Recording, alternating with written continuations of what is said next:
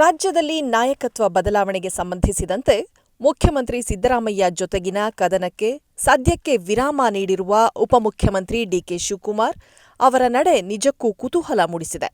ಮುಖ್ಯಮಂತ್ರಿ ಸಿದ್ದರಾಮಯ್ಯ ಜೊತೆಗಿನ ಉಪಹಾರ ಸಭೆ ಬಳಿಕ ಸ್ವಲ್ಪ ಸೈಲೆಂಟ್ ಆದಂತೆ ಕಂಡುಬರುತ್ತಿದ್ದಾರೆ. ಆದರೆ ಇದಕ್ಕೆ ಕಾರಣವೇನು ಎಂಬ ಗುಟ್ಟು ರಟ್ಟಾಗಿಲ್ಲ. ಈ ಮಧ್ಯೆ ಭಾನುವಾರ ಸುದ್ದಿಗಾರರೊಂದಿಗೆ ಮಾತನಾಡಿದ ಡಿಕೆ ಶಿವಕುಮಾರ್, ನನ್ನ ಮತ್ತು ಮುಖ್ಯಮಂತ್ರಿ ನಡುವೆ ಯಾವುದೇ ಭಿನ್ನಾಭಿಪ್ರಾಯವಿಲ್ಲ. ಪಕ್ಷದ ಅಧ್ಯಕ್ಷನಾಗಿ ನನ್ನ ಇತಿಮಿತಿ ಗೊತ್ತಿದೆ. ಸಿಎಂ ಜೊತೆಗಿನ ಭಿನ್ನಾಭಿಪ್ರಾಯ ಕುರಿತು ಎಲ್ಲಿಯೂ ಯಾವುದೇ ಹೇಳಿಕೆಗಳನ್ನು ನೀಡಿಲ್ಲ ಅಥವಾ ಭಿನ್ನಾಭಿಪ್ರಾಯ ವ್ಯಕ್ತಪಡಿಸಿಲ್ಲ. ನಾವೆಲ್ಲರೂ ಒಟ್ಟಾಗಿ ಕೆಲಸ ಮಾಡುತ್ತಿದ್ದೇವೆ. ಕರ್ನಾಟಕದ ಜನರ ಬಹಳಷ್ಟು ಆಕಾಂಕ್ಷೆಗಳಿವೆ. ಅವರಿಗಾಗಿ ಕೆಲಸ ಮಾಡಲು ಬದ್ಧರಾಗಿದ್ದೇವೆ. ನಮ್ಮ ಗುರಿ 2028 ಮತ್ತು 2029. ಸಿಎಂ ಮತ್ತು ನಾನು ಕಾರ್ಯತಂತ್ರ ರೂಪಿಸುತ್ತೇವೆ ಎಂದರು. ಎಐಸಿಸಿ ಪ್ರಧಾನ ಕಾರ್ಯದರ್ಶಿ ಕೆಸಿ ವೇಣುಗೋಪಾಲ್ ದೂರವಾಣಿ ಮೂಲಕ ಕರೆ ಮಾಡಿ ಸಿದ್ದರಾಮಯ್ಯ ಅವರೊಂದಿಗೆ ಉಪಹಾರ ಸಭೆ ನಡೆಸುವಂತೆ ಸಲಹೆ ನೀಡಿದ್ದರು ಎನ್ನಲಾಗಿದೆ.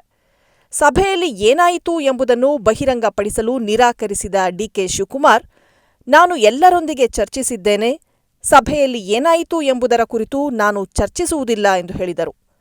ನೀವು ಗಮನಿಸಿದಂತೆ ನಾನು ಏಕಾಂಗಿಯಾಗಿ ದೆಹಲಿಗೆ ಹೋಗುತ್ತೇನೆ. 8-10 ಶಾಸಕರನ್ನು ನನ್ನೊಂದಿಗೆ ಕರೆದುಕೊಂಡು ಹೋಗಬಹುದು. ಆದರೆ ನಾನು ಹಾಗೆ ಮಾಡುವುದಿಲ್ಲ.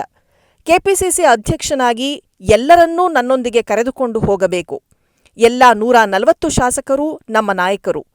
ಎಚ್.ಡಿ. ಕುಮಾರಸ್ವಾಮಿ ಸರ್ಕಾರದ ಭಾಗವಾಗಿದ್ದಾಗಲೂ ನಾನು ಪ್ರಾಮಾಣಿಕನಾಗಿದ್ದೆ.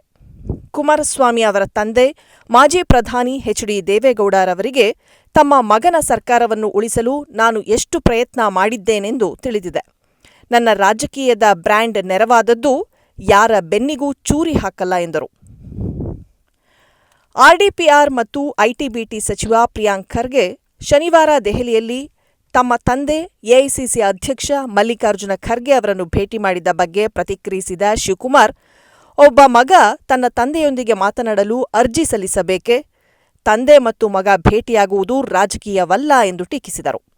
ಈ ಮಧ್ಯೆ ಡಿಕೆ ಶಿವಕುಮಾರ್ ಅವರಿಗೆ ಸಿದ್ದರಾಮಯ್ಯ ಕುರ್ಚಿ ಬಿಟ್ಟುಕೊಡಬೇಕು ಎಂದು ಆದಿಚುಂಚನಗಿರಿ ಮಠದ ನಿರ್ಮಲಾನಂದ ಸ್ವಾಮೀಜಿ, ನಂಜಾವಧೂತ ಮತ್ತಿತರರು ಬಹಿರಂಗವಾಗಿಯೇ ಹೇಳಿಕೆ ನೀಡಿದ್ದರು. ಇದಕ್ಕೆ ಕೇಂದ್ರ ಸಚಿವ ಎಚ್.ಡಿ. ಕುಮಾರಸ್ವಾಮಿ ಆಕ್ಷೇಪ ಕುರಿತ ಸುದ್ದಿಗಾರರ ಪ್ರಶ್ನೆಗೆ ಪ್ರತಿಕ್ರಿಯಿಸಿದ ಡಿಕೆ ಶಿವಕುಮಾರ್, ಪಾಪ ಕುಮಾರಣ್ಣನಿಗೆ ಒಕ್ಕಲಿಗರ 2ನೇ ಮಠ ಹೇಗಾಯಿತು ಎಂದು ಗೊತ್ತಿಲ್ಲವೇ? ಅದನ್ನು ಕಟ್ಟಿದವರು ಯಾರು? ಒಕ್ಕಲಿಗ ಮಠದ ಹಿರಿಯ ಸ್ವಾಮೀಜಿ ಇಲ್ಲದಿದ್ದರೆ ಆಗುತ್ತಿದ್ದರೆ ಎಂದು ಪ್ರಶ್ನಿಸಿದರು. ದೇವೇಗೌಡರ ಪರ ಸ್ವಾಮೀಜಿಗಳು ಬೀದಿಗಿಳಿದಿರಲಿಲ್ಲವೇ? ಸದಾನಂದಗೌಡರಿಗೆ ತೊಂದರೆ ಆದಾಗ ಸ್ವಾಮೀಜಿಗಳು ಸುಮ್ಮನೆ ಕೂತಿದ್ದರಾ ಎಂದು ಪ್ರಶ್ನಿಸಿದ ಡಿಕೆ ಶಿವಕುಮಾರ್, ಕೆಲವು ಸಂದರ್ಭದಲ್ಲಿ ಸ್ವಾಮೀಜಿಗಳು ಮಾತನಾಡುತ್ತಾರೆ. ಅದರಲ್ಲಿ ತಪ್ಪೇನಿದೆ? ಬೇರೆ ಸಂದರ್ಭದಲ್ಲಿ ಸ್ವಾಮೀಜಿಗಳು ಮಾತನಾಡಿದಾಗ ನಾನು ಬೇಸರ ಮಾಡಿಕೊಂಡಿದ್ದೆನಾ ಎಂದು ಕಿಡಿಕಾರಿದರು. ಒಟ್ಟಾರೆ ಮುಖ್ಯಮಂತ್ರಿ ಕುರ್ಚಿ ಮೇಲೆ ಮಹತ್ವಾಕಾಂಕ್ಷೆ ಹೊಂದಿರುವ ಡಿಕೆ ಶಿವಕುಮಾರ್ ಅಷ್ಟು ಸುಲಭವಾಗಿ ತನ್ನ ಪಟ್ಟು ಸಡಿಲಿಸಲ್ಲ. ಮುಂದಿನ ಅವರ ನಡೆ ನಿಜಕ್ಕೂ ಕುತೂಹಲ ಕೆರಳಿಸಿದೆ.